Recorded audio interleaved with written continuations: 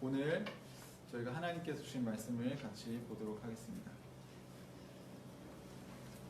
디모데후서 2장 1절부터 10절까지 말씀입니다. 신약성경 디모데후서 2장 1절부터 10절까지 말씀을 우리가 같이 보겠습니다. 제가 가진 성경은 299쪽에 있네요. 디모데후서 2장 1절부터 10절까지입니다. 다 찾으셨나요? 네, 다 찾으셨으면 우리 같이 말씀을 제가 한 절 읽고 여러분이 한 절 읽고 이렇게 교독하도록 하겠습니다. 아, 그래요? 그러면 마이크를 그냥 뺄까요? 마이크 한번 빼보시겠어요? 이제 소리가 잘 들리시나요? 소리가 어떤지 그러면 한번 피드백 주시고요. 일단 저희가 성경을 같이 우리 교독하도록 하겠습니다.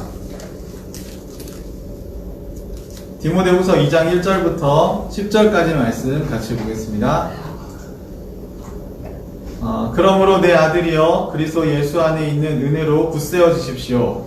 그대가 많은 증인을 통하여 나에게서 들은 것을 믿음직한 사람들에게 전수하십시오. 그리하면 그들이 다른 사람을 또한 가르칠 수 있을 것입니다. 그대는 그리스도 예수의 훌륭한 군사답게 고난을 함께 달게 받으십시오. 누구든지 군에 근무하는 사람은 자기를 군사로 모집한 상관을 기쁘게 주어야 합니다. 그러므로 그는 차림차림 배워서는 안 됩니다. 네, 여기가 이렇게 애매한가요? 네. 자, 5절 읽겠습니다. 운동 경기를 하는 사람은 규칙대로 하지 않으면 월계관을 얻을 수 없습니다. 수고하는 농부가 수출을 먼저 받는 것이 마땅합니다. 내가 하는 말을 생각하여 보십시오. 주님께서는 모든 것을 깨닫는 능력을 그대에게 주실 것입니다. 내가 전하는 복음대로 다윗의 자손으로 나시고 죽은 사람 가운데서 살아나신 예수 그리스도를 기억하십시오. 나는 이 복음 때문에 고난을 당하며 죄수처럼 매어 있으나 하나님의 말씀은 매어 있지 않습니다. 그러므로 나는 하나님께서 택하여 주신 사람들을 위하여 이 모든 것을 참고 있습니다. 이것은 그들도 또한 그리스도 예수 안에 있는 구원을 영원한 영광과 함께 얻게 하려는 것입니다. 아멘. 저희가 이제 잘 들리시나요? 네. 예. 저희가 지금 자랑스러운 하늘 가족이라는 주제로 저희가 6월에 말씀을 전하고 있는데요.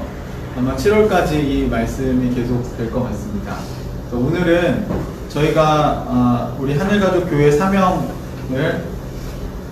다시 한번 읽고 그리고 거기에 해당되는 말씀을 우리 같이 나누려고 합니다. 우리 그 삶으로 말씀 읽기 자료에 보면 저희 교회 사명을 제가 적어놨습니다. 같이 한번 읽어볼까요? 준비됐습니까? 네. 하늘가족교회는 시작. 하늘가족교회는 하나님 나라의 복음을 배우고 살고 전수하는 하나님의 가족 공동체이다. 우리 한 번 더 읽을까요? 시작. 하늘가족교회는 하나님 나라의 복음을 배우고 살고 전수하는 하나님의 가족 공동체이다. 우리 한 번만 더 읽어봅시다. 시작. 하늘가족교회는 하나님 나라의 복음을 배우고 살고 전수하는 하나님의 가족 공동체이다. 네, 모든 지역교회마다 교회가 가지는 사명이 있다고 생각이 듭니다. 물론 다양한 사명들을 가질 수 있겠지만요. 우리 하늘가족교회가 존재하는 이유를 만약에 묻는다면 우리 하늘가족교회는 무엇을? 네, 하나님 나라의 복음을 첫 번째 뭐하고요? 배우고 그 다음에 살고 그 다음에 전수하는 하나님의 가족 공동체이다 라는 것입니다. 오늘은 이 전수와 관련해서 같이 말씀을 나누려고 합니다. 우리 첫 번째 주에 우리는 나는 하나님의 백성이다 라는 것을 가지고 같이 말씀을 나눴습니다. 그리고 거기에서 예수님의 중심 사상이 하나님 나라의 복음이었다는 것에 대해서 우리가 같이 살펴봤죠. 그리고 지난주에는 우리가 하나님 나라의 복음을 살아내야 된다는 것에 대해서 같이 나눴습니다. 그래서 우리는 새로운 삶을 사는 사람들이라고 같이 말씀을 나눴죠. 그래서 그리스도의 장성한 분량에 이르기까지 되게 멋있는 어른으로 우리가 성장해 갈 것에 대해서 함께 이야기했습니다. 그것이 우리의 사명이고 우리의 꿈인 것이죠. 그리고 오늘은 그 세 번째로 하나님 나라 복음을 전수하는 공동체가 교회라는 것입니다.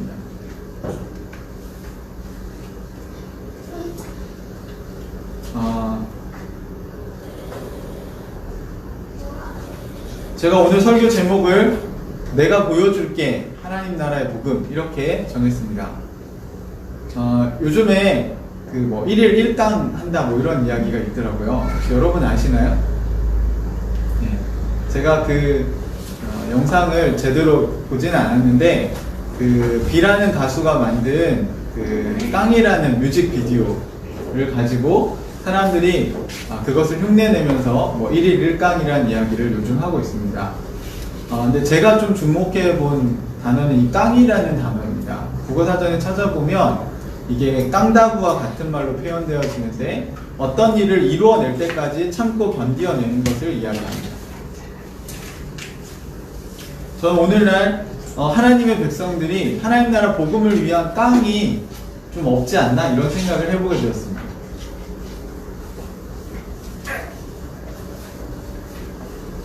여러분이 이 땅에서 하나님 나라 백성으로 살아내는 일이 그렇게 녹록하지 않죠. 네.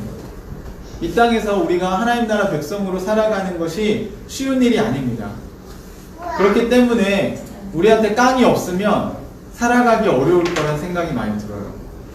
많은 그리스도인들의 삶을 보면 세상에 나아가서 세상의 공격을 막 받다가 지쳐가지고 교회에 옵니다.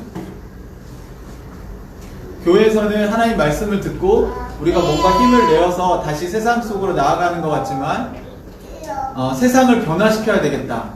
또는 하나님 나라 복음이 전파될 수 있도록 나의 삶을 드려야 되겠다. 라고 우리가 주장하며 나아가기보다는 어떻게 이번 한 주도 죄를 짓지 않고 버틸 수 있을까? 어떻게 이번 한 주도 어떻게 넘어가지? 라는 식으로 신앙생활 하시는 분들이 종종 있는 것 같아요. 마치 그 성경에 사사기라는 성경이 있는데요. 그 사사시대의 신앙생활 하는 것과 같은 패턴이 오늘날 그리스도인들이 살아가는 삶의 패턴인 것처럼 인식되는 경향이 다분히 있다는 것입니다. 교회에 와서 하나님께 회개하고 또 세상에 나가면 죄를 짓고 또 그 죄를 용서받으려고 교회 와서 예배드리면서 회개하고 또 회개가 끝나면 또 가서 죄를 짓고 아니면 여러분이 교회 와서 예배 드릴 때 뭔가 링겔 주사 맞듯이 영양실조 걸린 사람들이 영양제를 공급받고 다시 세상에 나가서는 이제 되게 영양실조에 걸린 사람처럼 살다가 또 여기 교회에 와서 뭔가 주사 한 대 맞고 또 세상에 나가는 그런 식의 신앙생활을 하는 사람들도 되게 많은 것 같아요. 하지만 제가 성경을 연구할 때마다 느끼는 건 성경 속에 있는 하나님 나라 복음이 그렇게 연약하지 않다는 것입니다. 오히려 하나님 나라의 복음은 마치 어두움이 있는 세상에 빛이 들어간 것과 같다고 얘기하거든요. 여러분, 빛이 이렇게 힘이 없이 흐물흐물하게 들어가지 않죠. 여러분, 어두운 방에 불이 딱 켜지면 어떻게 됩니까? 눈에 보이지 않던 게 선명하게 보이죠. 그리고 아주 밝아지지 않습니까? 그리스도인의 삶이 마치 그런 것과 같다고 얘기하는 거거든요. 우리가 세상에 이렇게 들어가면요, 세상이 밝아져야 돼요. 여러분이 직장에 딱 가면 그 직장이 밝아져야 합니다.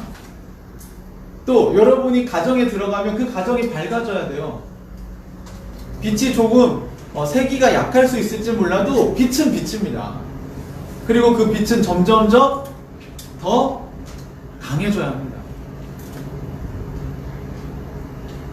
여러분, 이것이 하나님 나라의 백성의 삶이죠. 그 깡이라는 노래 가사에 보니까 무슨 스웨그를 이야기하고 자신에 대한 자랑을 막 늘어놓던데 사실 그런 자랑이야말로 우리 그리스도인들이 가져야 될 게 아닐까요? 하나님 나라의 백성으로서의 자부심과 우리가 이 세상의 빛과 소금이라고 얘기했을 때 정말 빛으로서 빛의 자녀로서의 우리가 자부심을 가져야 되는 것이죠. 우리의 스웩은 빛의 자녀라는 것에서부터 나와야 되는 것입니다. 내가 바로 빛의 자녀지. 내가 세상의 소금이지. 내가 썩어가는 세상을 다시 살릴 수 있지. 내가 깨어진 세상에 하나님의 사랑을 증거할 수 있지. 어두운 세상에 내가 바로 빛이지. 라는 프라이드를 가지고 살아가는 것이 하나님 나라 백성이라는 거예요.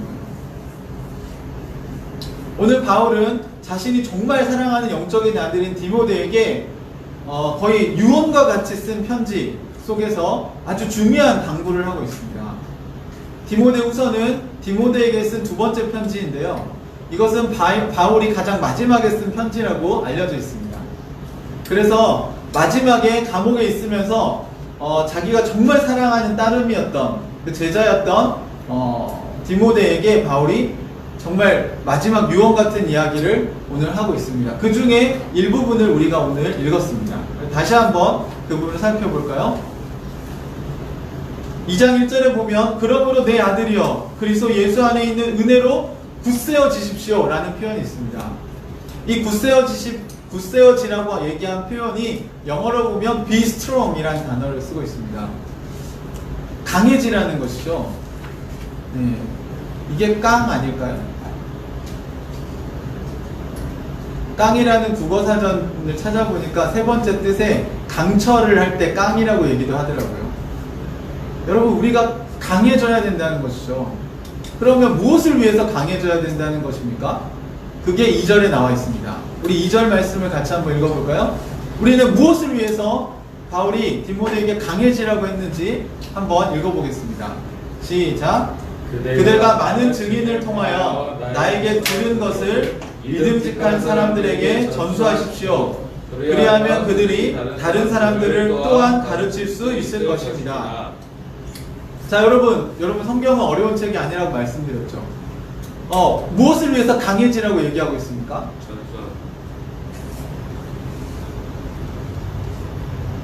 여기서 그대는 누구죠? 네, 디모데를 얘기합니다. 디모데가 많은 증인들을 통해서 누구에게 들은 것을? 네, 바울에게 들은 것을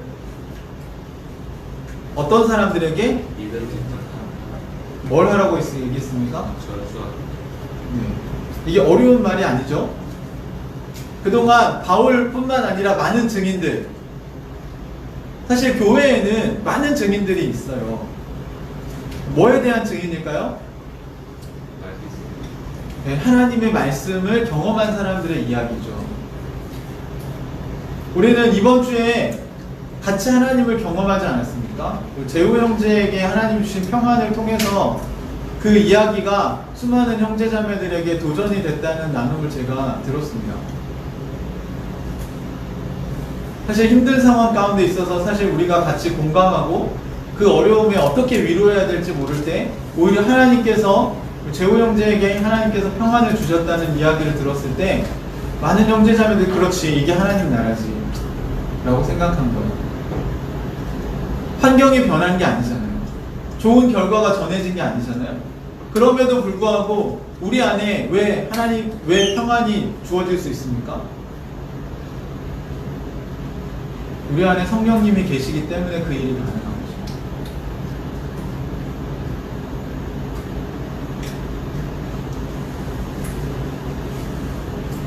교회는요, 많은 증인들이 모이는 곳입니다. 여러분이 일주일 동안 살면서 하나님을 경험하시고 여기 오셔야 돼요. 여기 주일날 예배 한 번으로 여러분이 신앙생활 한다는 건 말이 안 되는 거예요, 사실. 그건 정말 어린아이 수준에서나 하는 겁니다. 여러분 삶으로서의 예배를 많이 들으셨죠?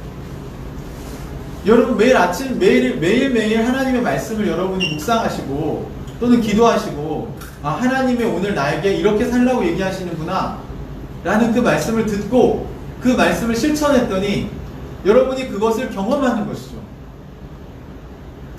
그리고 그 경험을 한 다음에 하나님께 얼마나 감사하겠습니까, 그게. 그래서 여러분의 삶에서 하나님께 저에게 이런 말씀을 주셔서 제가 이 말씀을 순종했더니 이런 열매를 경험하게 되었네요. 아, 정말 감사합니다. 그것이 여러분이 매일매일 드리는 예배라는 것이죠. 그런 간증들을 가지고 우리가 주일날 모여서 같이 나누는 것입니다. 이번 주에 나에게는 하나님이 이런 일을 하셨습니다. 이번 주에 하나님은 나에게 이런 일을 하셨습니다.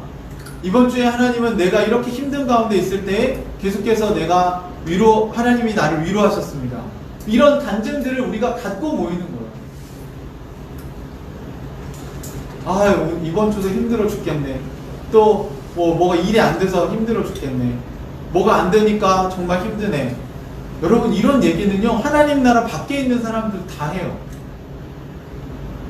그럼 교회와 교회 밖에 있는 사람들이 어떻게 다른 겁니까?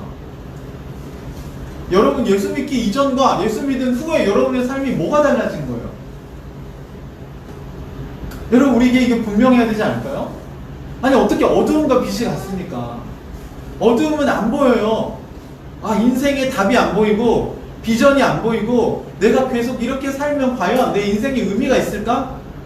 라고 생각하는 사람들이 찾는 이들입니다. 그들은 진리를 찾고 있어요. 여전히 암중모색하듯이 어두운 가운데 더듬더듬 하면서 뭔가 진리가 어딘가 있겠지 라고 막연하게 생각하며 사는 것입니다. 매일매일 그냥 먹고 사는데 자기의 인생을 다 쏟아붓고 있어요. 여러분, 마지막 순간에 여러분의 인생이 얼마나 보람있게 살았는가, 그래 나는 정말 의미 있는 인생을 살았다 라고 얘기할 수 있는 삶의 목적이 있는가 하는 것이죠. 진리를 찾은 이들이 어떻게 그들과 똑같습니까? 우리는 하나님 나라를 발견한 사람들이잖아요. 하나님이 이 세상을 만드셨고 이 세상에 하나님께서 원하시는 뜻이 있는데 그것이 이루어질 때 이 세상이 하나님 나라가 되는 거구나. 내 삶이 하나님 나라가 되고 내 옆에 있는 가족들의 삶이 하나님 나라가 되고 그 다음에 내 이웃들의 삶이, 우리 사회가, 그리고 이 전 세계가 하나님 나라가 되는 것을 꿈꾸며 살아가는 사람들이죠. 여러분들에게 익숙한 용어로 다시 바꿔서 말하면 내 마음이 천국이 되고, 그리고 내 가족들의 삶이 천국이 되고, 그리고 여러분의 이웃들의 천국이 되고, 여러분의 직장 동료들의 삶을 천국으로 만드는 것이 하나님 나라 백성들의 삶이라는 겁니다. 빛이 비침에 어두움이 이기지 못하더라. 여러분, 이런 빛을 우리가 증거하는 사람들이죠. 제가 복음 전도라고 얘기하지 않고 전수라고 말씀드렸습니다. 전도라는 단어는 그동안 한국교회가 정말 열심히 전도를 했는데 오늘날은 이 전도에 대한 이미지가 너무 많이 왜곡이 되었습니다. 그리고 이단들도 이런 방법들을 너무 많이 쓰고요. 그리고 전도한다고 하면서 사람들과의 관계를 이용한다거나, 또는 전도한다고 하면서 거짓말을 한다거나 사람들 속이는 일들도 많았기 때문에 오늘날 복음 전도에 대한 이미지는 매우 좋지 않습니다. 좋은 단어임에도 불구하고 사실은 그 이미지가 오염돼 버린 것이죠.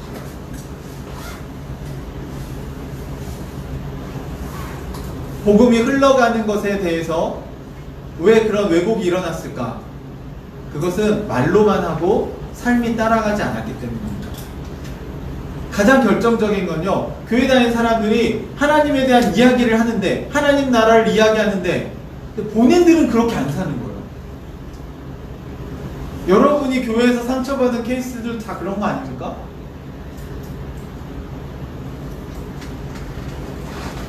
우리가 말로만 복음을 증거하고 삶으로 그것을 살지 않았기 때문에 증인으로서의 능력이 떨어진 것이죠.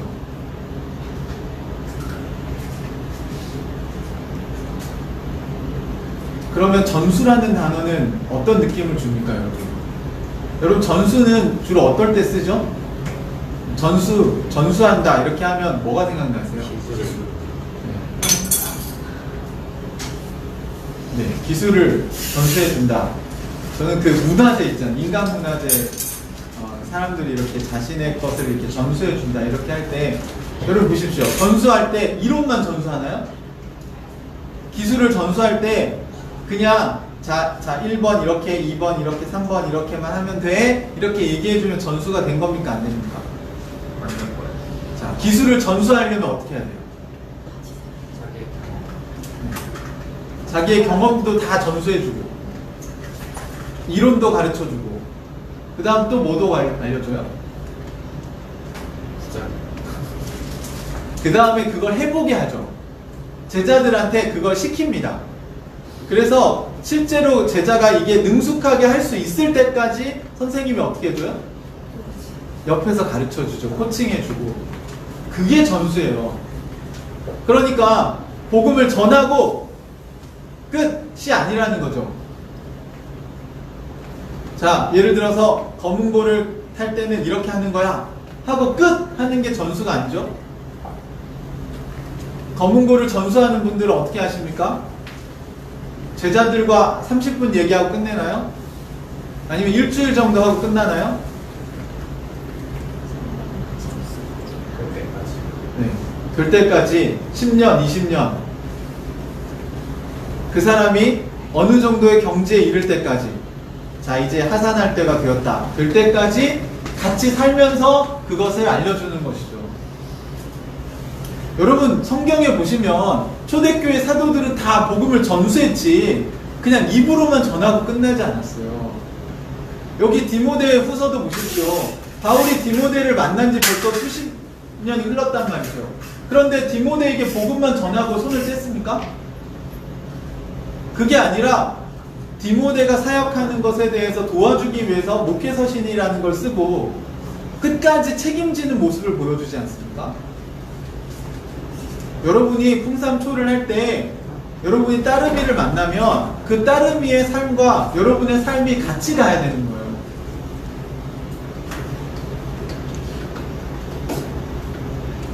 여러분이 성경 공부에 대해서 잘못 알고 계신 게 있습니다. 여러분은 저랑 성경 공부를 하면 그게 끝났다고 생각하는 이렇게 착각을 하실 수 있을 것 같아요. 그렇지 않아요, 여러분. 제가 여러분을 따르미로 제가 가르칠 때는 여러분의 삶이 바뀔 때까지 해야 되는 겁니다.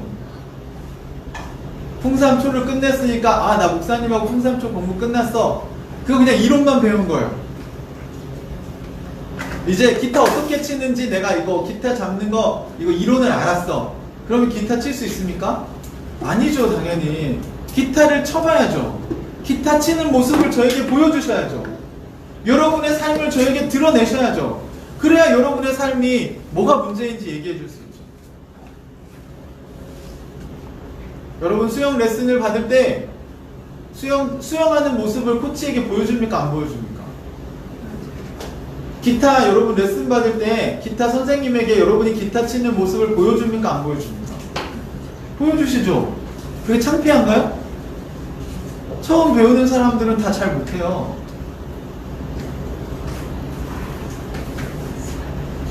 뭐 요즘에 요가 같은 것도 배우는데 요가 할 때 자세가 잘 나올까요? 처음에?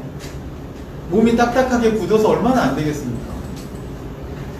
저 어렸을 때 태권도를 배웠는데 태권도에 가면 다리 찢기, 그 다음에 앞으로 스트레칭하기 이런 걸 시킵니다. 잘 안 돼요. 몸이 뻣뻣해서요. 이게 막 90도로 있는 사람도 있어요. 그런데 그걸 매일매일 훈련하다 보면 어느 순간 몸이 이렇게 구부려지는 것이죠.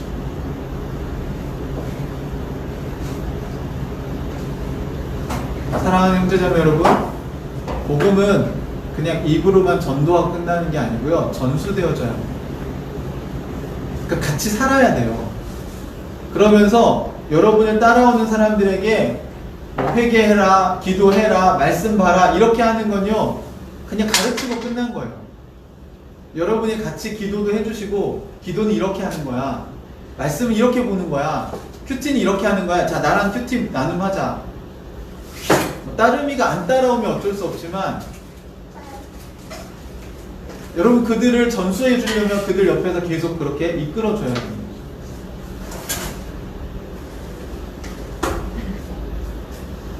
복음을 전수하는 일이 쉬울까요? 그래서 바울이 얘기한 겁니다. 어떻게 하라고요? Be strong. 강해져야 된다. 그것을 오늘 우리 세 번역에는 굳세어져야 된다 이렇게 번역을 했어요. 이제 그 느낌이 막 강해져야 된다 그럼 뭔가 막 무슨 빨간 모자 쓴 조교 같은 이미지를 떠올리실지 모르는데 그게 아닌 거예요. 마음이 강해져야 된다. 다시 말하면 마음이 굳세야 된다는 거예요. 왜냐하면 복음 전수하는 일이 어려워요. 여러분, 사람이 변화되는 게 어렵잖아요. 네, 어지간한 사람과 여러분의 헌신으로는 복음 전수자가 되는 게 쉽지 않습니다. 한 사람이 변화되기까지 우리가 얼마나 많은 수고를 해야 될 것 같아요. 제가 저희 텃밭에 이렇게 씨앗을 심고 가꾸는 걸 보니까요. 저희 어머님 두 분이 가셔가지고 정말 하루 종일 거기서 돌 캐내고 밭 일구고, 그 다음에 뭐 이렇게 줄기가 약한 애들은 대 심어서 줄로 묶어주고. 여러분, 고추 하나 열매를 보려고 해도 사람이 얼마나 많은 수고를 해야 되는지 아세요? 여러분, 사람을 우리가 변화시키려면 정말 많은 수고가 따르는 겁니다.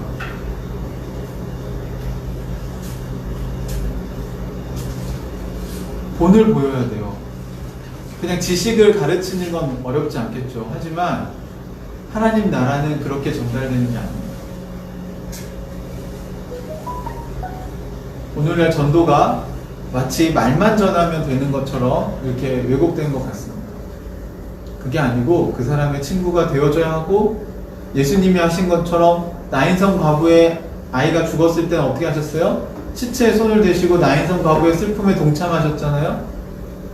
삭개오에게는 어떻게 하셨습니까? 죄인의 집에 들어간다는 그런 누명을 쓸 수도 있고 오명을 쓸 수도 있는데 악성 댓글이 달리는 걸 각오하시고 삭개오의 집에 가시지 않았어요? 예수님이 한 사람을 잃어버린 자를 찾아 구원하시려고 하실 때 그냥 쉽게 하신 것 같습니까? 네, 손에 뭐 안 묻히고 이렇게 하신 것 같으세요? 절대 그렇지 않습니다, 여러분. 베드로도 최소 3번 찾아가셨고요. 기꺼이 베드로의 그 비린내 나는 고깃배에 타셨고요. 일부러 베드로의 배에서 설교하시고 깊은데 그물을 던지라고 얘기하십니다. 그리고 베드로의 눈높이에 맞춰서 고기 잡는 일로 얘기하시잖아요.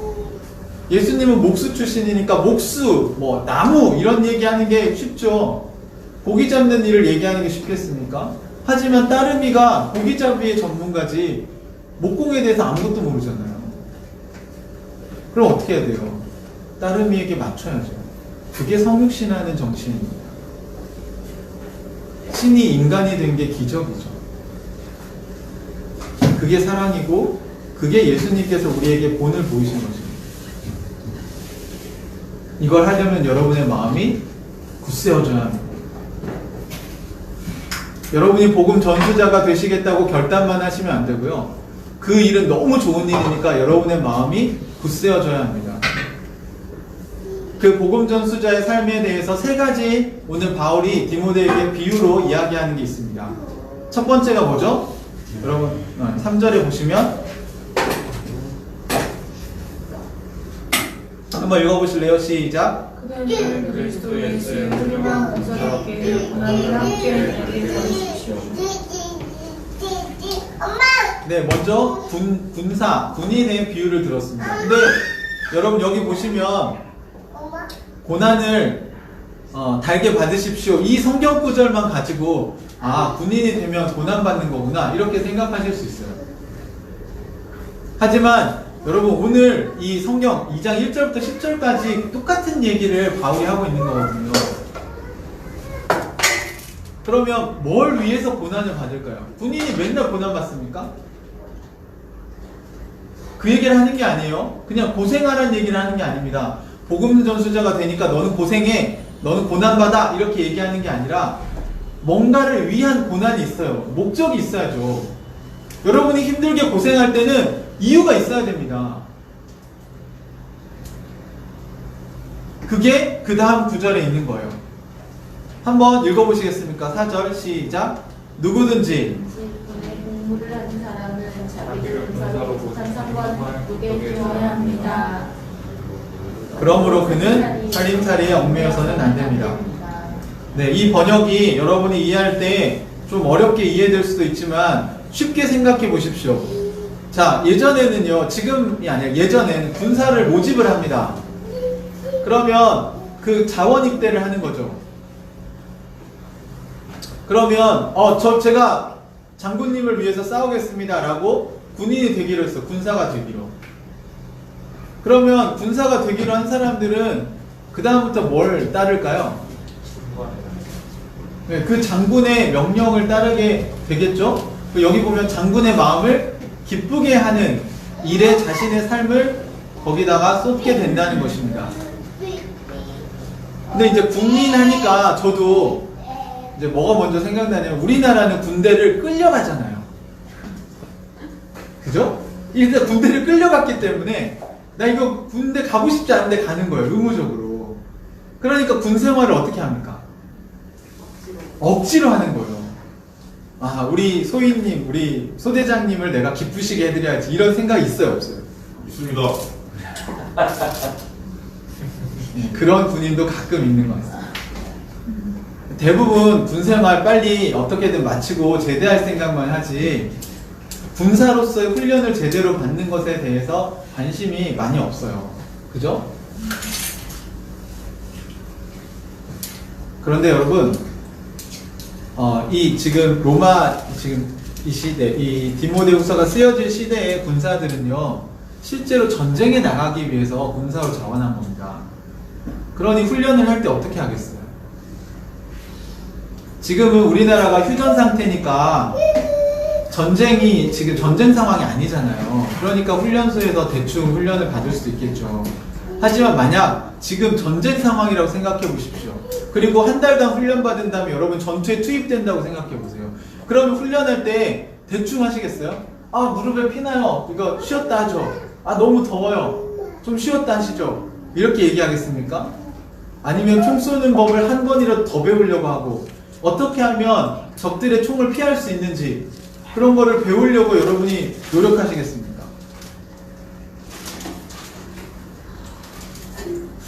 사랑하는 형제자매 여러분, 지금요 영적인 전쟁 상황입니다.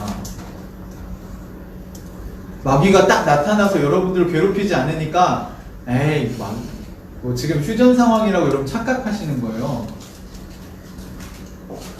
실제로 여러분 마귀는 우는 사자처럼 여러분을 삼킬 때만 노리고 있습니다.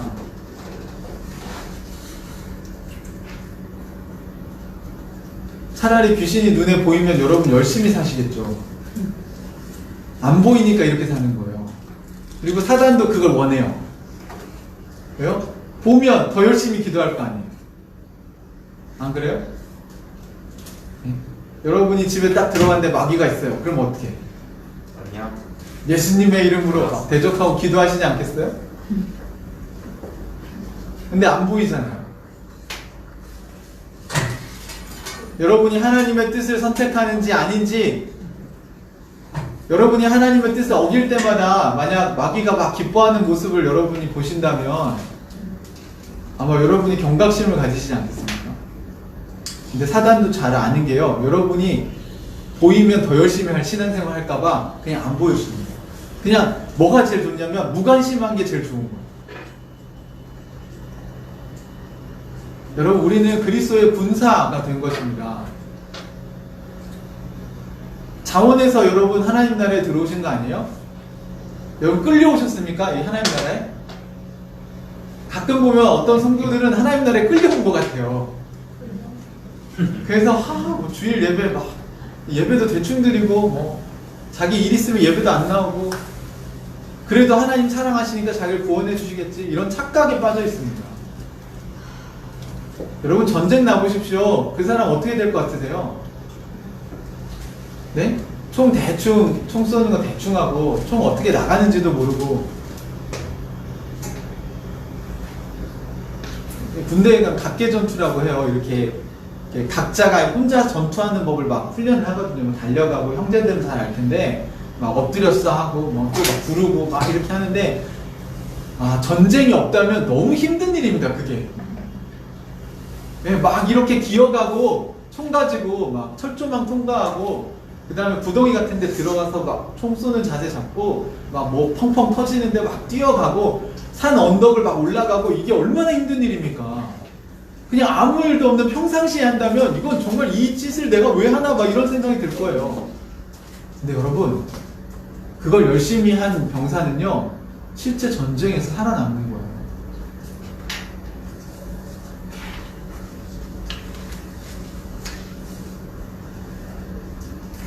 총알이 빗발치는데 나 산에 뛰는 게 너무 힘들다 막 이렇게 하시겠습니까?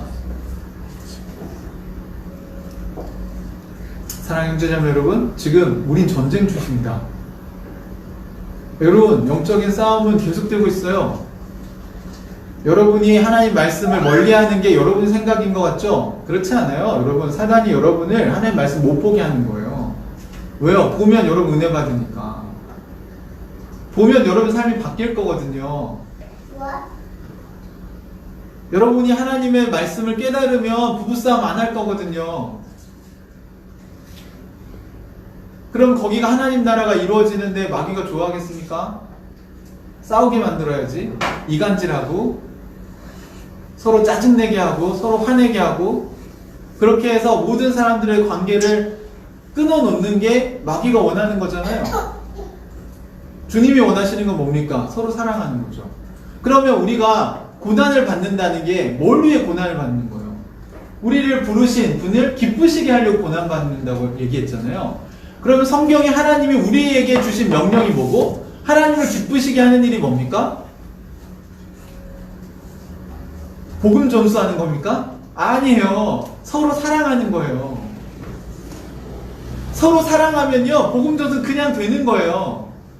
여러분이 어떤 사람을 사랑해주면요 그 사람이 여러분을 따라오게 돼 있는 거예요. 심지어 고양이도 먹이 주면 따라와요. 사랑하는 형제자매 여러분, 주님의 명령은 서로 사랑하라는 거고요. 그 사랑하는 일을 위해 우리의 고난을 받는다는 거예요. 왜요? 대장이 돌격 앞으로! 그러면 어떻게 됩니까? 병사들은? 네, 다 돌격 앞으로 하는 거죠. 그게 뭐예요? 예수님이 우리의 대장이시잖아요. 그분이 우리에게 뭐라고 명령하셨습니까? 너희가 서로 사랑해라! 사랑하면 너희가 이로써 사람들이 내 제자인 줄 알 거다.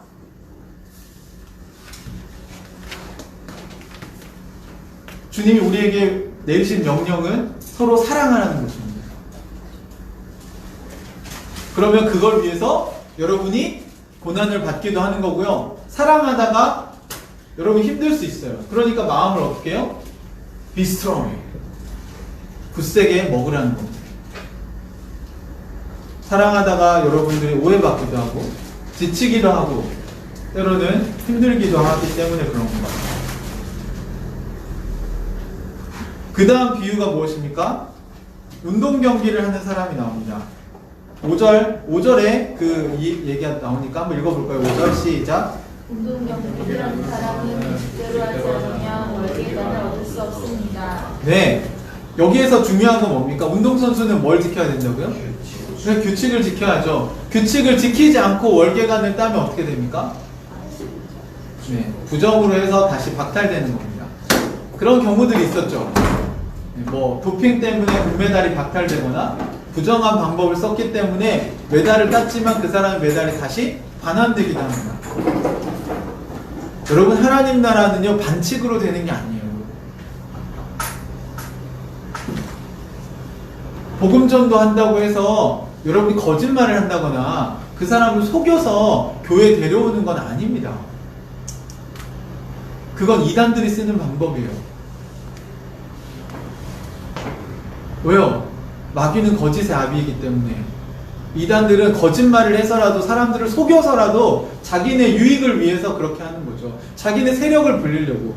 그거 하나님 기뻐하시는 일이 아닙니다.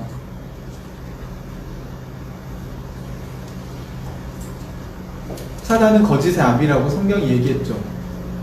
여러분 우리가 복음 전도할 때는 진실함으로 해야 됩니다. 당장 효과가 나지 않아도 돼요. 여러분 교회 안 데리고 오셔도 돼요. 하지만 그 사람과 관계를 맺을 때 우리가 사랑하려고 할 때는 진정성 있게 해야 됩니다. 그건 여러분이 막 많은 걸 하라는 게 아니에요.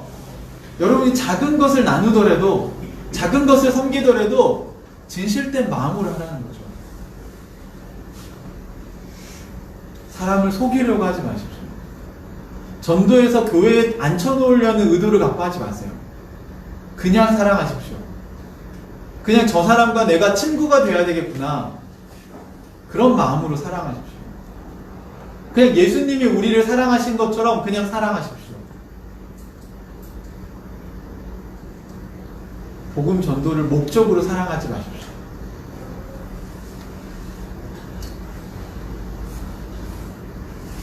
그냥 그 사람을 끝까지 사랑하는 방법을 찾고 주님께서 우리에게 하라는 만큼 여러분이 진정성 있게 행하시면 됩니다.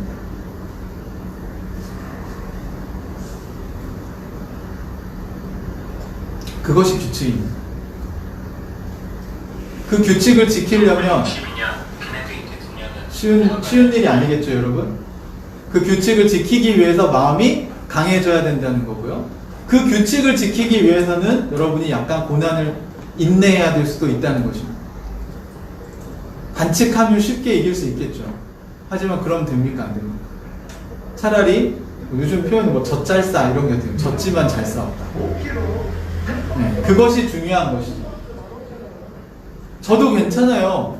하지만 그리스도인들은 어떻게 해야 됩니까? 규칙을 지켜서 해야 되는 것입니다. 사랑을 할 때요, 그 사람을 망가뜨리는 방식으로 사랑해서는 안 됩니다. 어제 제가 TV를 보니까 어떤 엄마가 두 딸을 이렇게 키우는 그 육아하는 과정을 보여주는 방송이 있었어요. 근데 엄마가 너무 사랑이 많아가지고 첫째 딸이 울면 첫째 딸 막 가서 달래주고, 둘째 딸이 또 울면 둘째 딸 달래주고, 이렇게 하다 보니까 아이들이 서로 싸우고 떼부리고 우는 날이 그칠 날이 없는 거예요. 언니가 그네 타고 있으면 동생이 막 울고 자지러져요. 그러면 또 이제 동생을 돌보려고 가면 언니가 또 그네에서 왜 엄마 가냐고 또 난리가 나요. 그래서 이 부부의 소망이 뭐였냐면, 어떻게 하면 이 둘이 사이좋게 잘 지낼 수 있을까?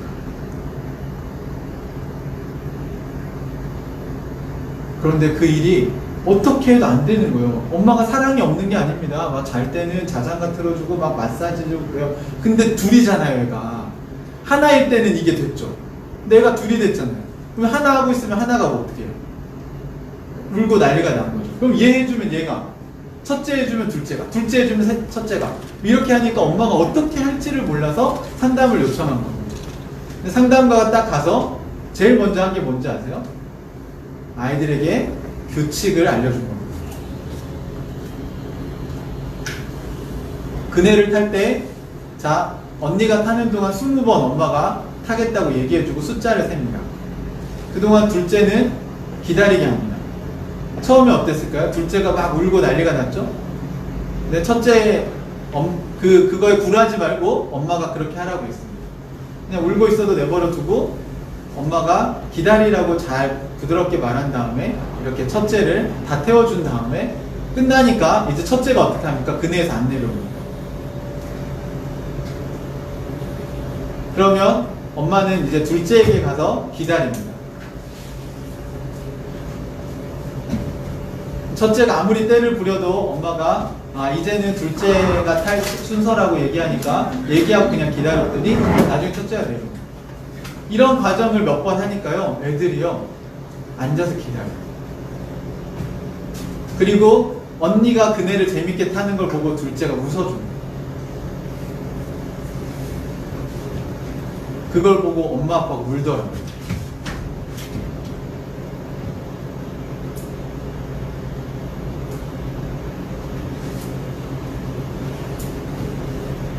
사랑이요, 여러분, 다 해주면 사랑이라고 생각해요.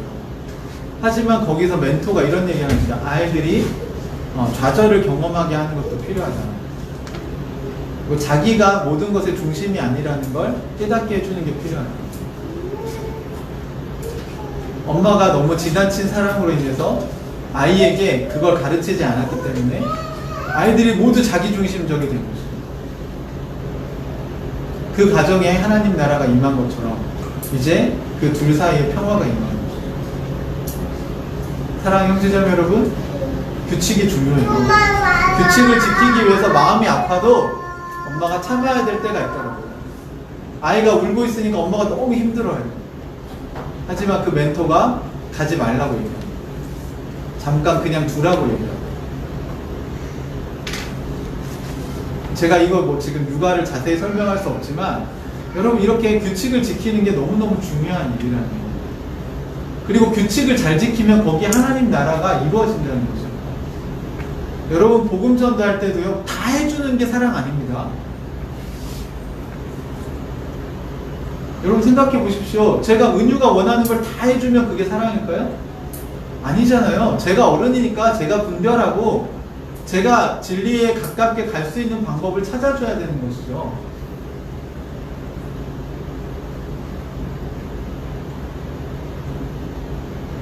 운동 경기에는 심판이 있습니다. 그리고 심판이 반칙이라고 하면 그걸 받아들여야 돼요. 심판이 이거는 제대로 된 겁니다 하면 된 거예요. 제가 축구 시합 하다 보면 오프사이드라는 것 때문에 싸울 때가 많아요. 한쪽은 맞다고 하고 한쪽은 아니라고 하고. 누가 결정하는 겁니까 그걸? 네, 심판이 결정하는 거고, 요즘은 이제 VAR로 해가지고 정확하게 선을 그어서 그 심판이 알려주잖아요. 그렇게 하니까 이제 시비가 없지 않습니까?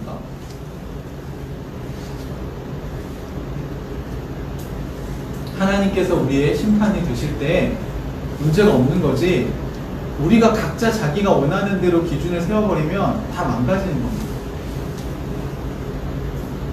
마지막에 수고한 농부에 대한 이야기가 있습니다. 자, 6절도 같이 한번 읽어볼까요? 시작. 수고하는 농부가 소출을 먼저 부는 것이 마땅합니다. 네, 여기에는 뭘 이야기하고 있습니까? 수고하는 농부가 그 소출을 받게 되는 게 당연하다는 거죠. 당연한 거 맞죠? 네, 소출은 그 열매, 추수하는 열매들을 말하는 거죠. 그 밭에서 나오는 열매들을 말하는 거죠. 첫 번째는 군사의 목적은 뭡니까? 자기를 부른 사람을 기쁘게 하기 위해서. 또 운동 경기하는 사람은 그 월계관을 따기 위해서 어떻게 합니까? 금메달 따기 위해서 규칙을 지키죠. 그리고 그렇게 수고한 농부는, 열심히 일한 농부는 나중에 밭에서 소출을, 그 추수한 열매들을 얻게 된다는 것입니다. 이런 일을 위해서 고난을 받고 이런 일을 위해서 마음이 강하여지고 굳세어져야 된다고 얘기하는 거예요.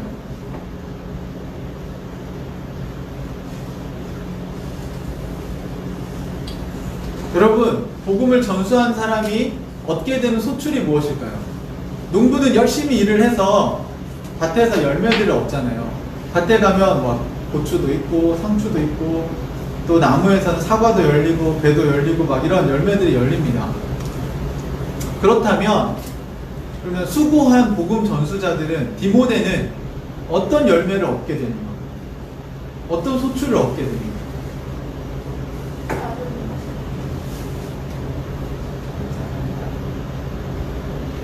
그게 성경이 있습니다.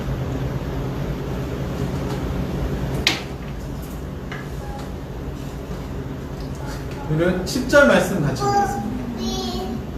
10절 같이 한번 읽어볼까요? 시작. 그러므로 나는 하나님께서 택하여 주신 사람들을 위해서 모든 것을 참고 있습니다. 이것은 그들도 또한 그리스도 예수 안에 있는 구원을 영원한 영광과 함께 얻게 하려는 것입니다. 예, 바울이 자신이 참고 인내하는 이유가 뭐라고 얘기합니까? 하나님이 택하신 사람들이 구원을 얻게 하려고 그렇다. 그리고 그들은 나중에 영원한 영광과 함께 얻게 될 거라는 겁니다.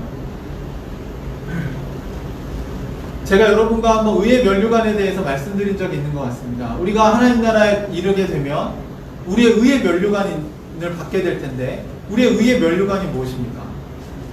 바울이 뭐라고 얘기했냐면, 여러분이 저의 의의 면류관입니다, 이렇게 얘기했어요. 오늘 여기도 똑같은 이야기를 하고 있는 겁니다. 자신이 받게 될 월계관, 면류관, 또 자신이 수고한 농부로서 받게 될 소출이 뭐냐면 하나님이 택하신 사람들과 함께 복음을 전해서 내가 복음을 전수한 사람들이 나중에 어떻게 돼요? 하나님 나라에 함께 들어가게 될 거라는 거죠. 그러면 나중에 무슨 일이 일어납니까? 여러분이 우리 육신이 죽어서 하나님 나라에 가게 되었을 때 이 땅에서 우리가 함께 하나님 나라 복음을 전수하기 위해서 살았던 사람들이 거기서 또 같이 살게 될 거라는 거예요. 우리 중에 누군가는 먼저 가고 누군가는 나중에 오겠죠. 그러면 제가 갔을 때 제 의의 면류관 또 하나님의 영원한 영광을 함께 누릴 그 사람들이 누구입니까? 제가 복음을 전수한 사람이죠. 예수님이 우리에게 이렇게 물으실 거잖아요. 너 이 땅에 사는 동안 뭐 했니? 이렇게 물으실 때 주님 뭐 제가 별로 한 게 없습니다. 우리 이렇게 얘기하면 우리 옆에 수많은 사람들이 몰려와서 예수님 이 사람 때문에 제가 하나님 나라 오게 됐습니다. 예수님 제가 여기를 어떻게 왔냐면요 이분 때문에 온 거예요. 이때 양호기 목사님이 저한테 복음을 가르쳐 주지 않았다면 전수해 주지 않았다면 저 여기까지 못 왔을 겁니다.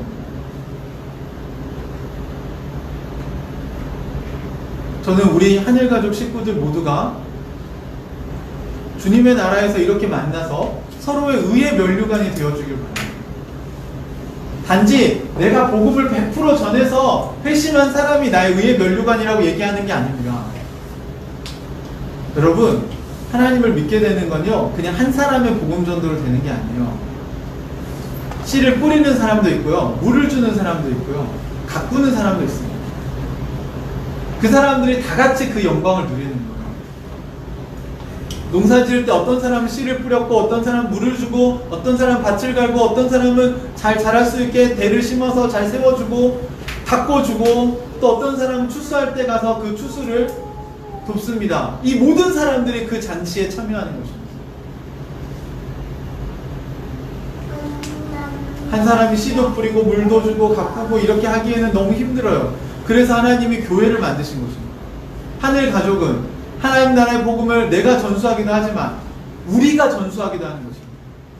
그리고 마지막 날 하나님 나라의 복음이 여러분을 통해서 흘러가는 일이 멈췄기 때문입니다. 여러분을 통해서 하나님의 사랑이 흘러가는 일이 멈췄다면 여러분의 신앙은 썩어가게 될 것입니다. 왜 이렇게 내가 신앙생활하는 게 재미가 없을까? 기쁨이 없을까? 왜 이렇게 무기력할까? 왜 이렇게 보람이 없을까? 당연히 없죠, 여러분. 하나님께 받은 은혜를 가지고 여러분만 잘 먹고 잘 살려고 하는데 뭐가 여러분에게 유익이 되겠습니까?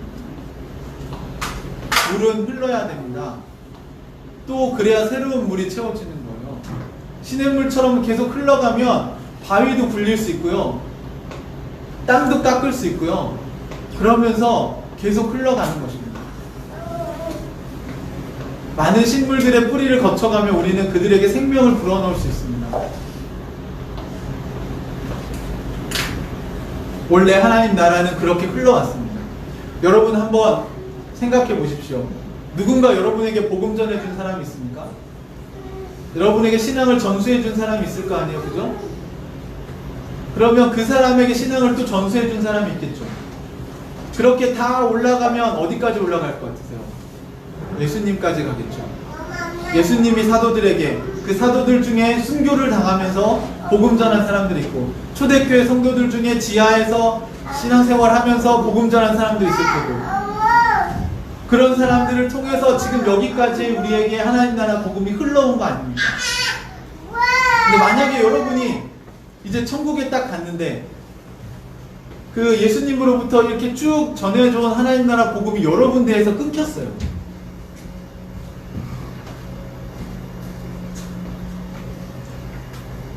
여러분이 복음을 전수해준 사람이 없다면 다음 세대는 어떻게 하나님 나라를 알 수 있을까요?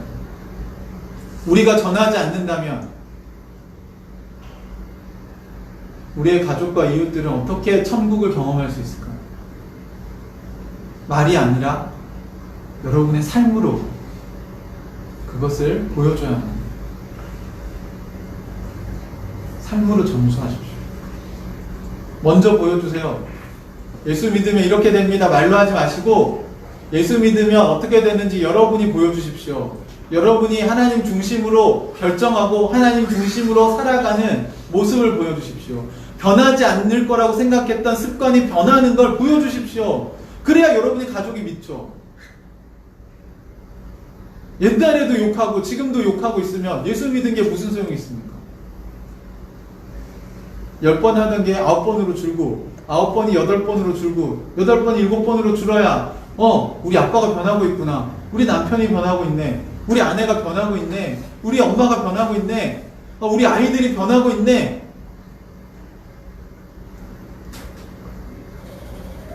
이것을 경험하는 것이죠. 그때 비로소 하나님 나라의 복음이 궁금해지는 겁니다. 무엇이 저 사람을 변화시키고 있는가? 여러분, 무엇이 여러분의 삶을 지금 바꾸고 있습니까?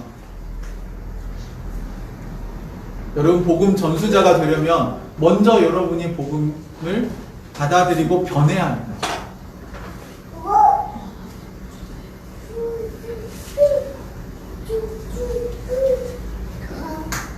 진정한 가족 사랑은 여러분이 변하는 모습을 보여주는 거죠. 진정한 이웃 사랑은 여러분이 변하는 것을 보여주는 거죠. 큐티하는 모습을 보여주는 게 중요한 게 아니고요. 큐티를 하고 여러분이 그 다음에 어떻게 변했는가를 보여주는 게 중요하다는 거죠. 물론 큐티를 해야 뭘 변할지 알겠죠. 예배를 드려야 여러분이 뭘 변해야 될지 알겠죠. 지금 예배 안 드리시는 분들은 오늘 하나님의 말씀을 어떻게 듣겠습니까? 그죠? 여러분, 복음 전수자가 되려면 먼저 우리의 삶이 변해야 됩니다. 그걸 위해서 마음을 강하게 하십시오. 그리고 다른 사람들에게 복음을 전해야 합니다. 복음을 전하려면 여러분의 삶을 바꿔야 되고요. 삶으로 사랑하려고 하면 여러분이 굳세져야 됩니다. 하나님을 기쁘시게 하는 일이 뭘지 그 일을 위해 고난을 받으시라는 거예요. 또 규칙을 지키시고 여러분이 수고하신다면 여러분은 많은 의의 면류관을 얻는 것이 당연한 일입니다. 그것이 하나님 나라입니다. 우리 하늘가족 식구들이 이 일을, 하나님 나라 복음을 전수하는 일을 함께하는 동지들이 되기를 주님의 이름으로 축복합니다. 같이 기도하겠습니다.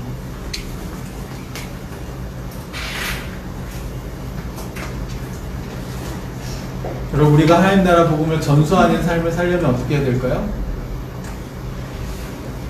오늘 하나님께서 여러분에게 무엇을 바꾸라고 얘기하고 계십니까? 또는 누구에게 여러분을 복음을 전하라고 얘기하고 계십니까?